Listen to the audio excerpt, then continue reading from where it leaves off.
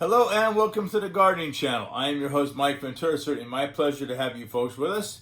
And on today's program, we're going to be talking about a very common pest problem that attacks the foliage of roses, and that is called the rose mosaic virus. And here's a picture of what rose mosaic virus looks like. It's very common on the hybrid tea roses. It's very common on a variety of roses. Don't see too much of it on iceberg roses, but it's a very, very common pest problem in the rose garden. Rose mosaic virus is actually caused by two primary insects, leafhoppers and aphids. And what these insects are, they're sucking insects. And as the sucking insects are feeding on the new growth, what they're doing is they're actually injecting into the plant a virus. And consequently, it attacks, as I said, mainly the foliage. Not so much the petals, but the foliage. And rose mosaic virus will not kill the plant, but what it does is causes discoloration of the foliage. There are a variety of ways of managing the problem, as far as managing the aphids and the leafhoppers. And before I get into this, what I want to stress is anytime I make a mention of a pesticide, specifically such as like safer soap, or if you're going to use a systemic insecticide, always read the label on the product of how to apply the product. Very important you read the label and you understand what the product's going to do and how to apply it, where to apply it. The label, it tells you all the information as far as how to properly apply the product. In this case, if you're going to go down and you're going to manage rose mosaic virus and you want to treat the aphids or the leafhoppers, there are a variety of ways of how to manage this pest or these two insects.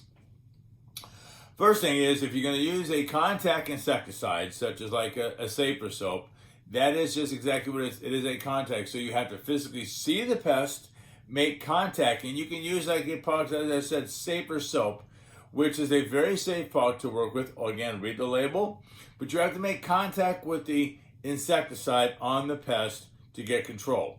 If you choose to go down the road of using a systemic insecticide, which works very, very effectively, some of which can be applied to the soil, and you'll find these products at your local home improvement centers.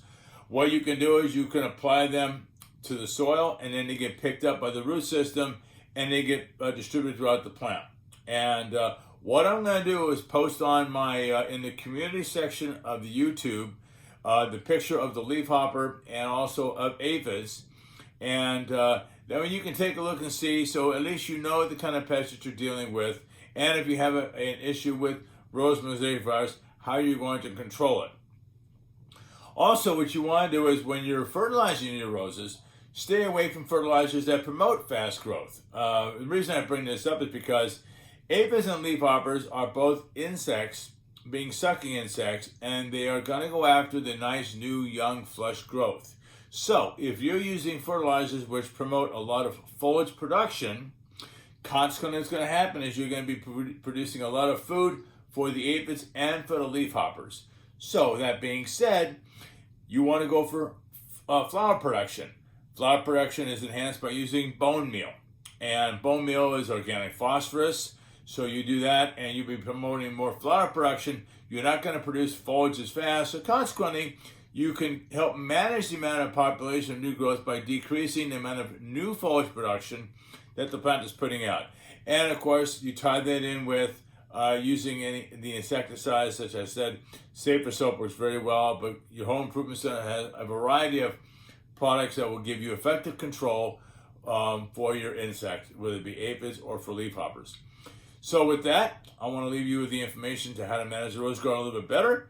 Thank you for tuning into the Gardening Channel. It's certainly my pleasure to have you folks with us. And with that, go enjoy the garden. Thank you very, very much.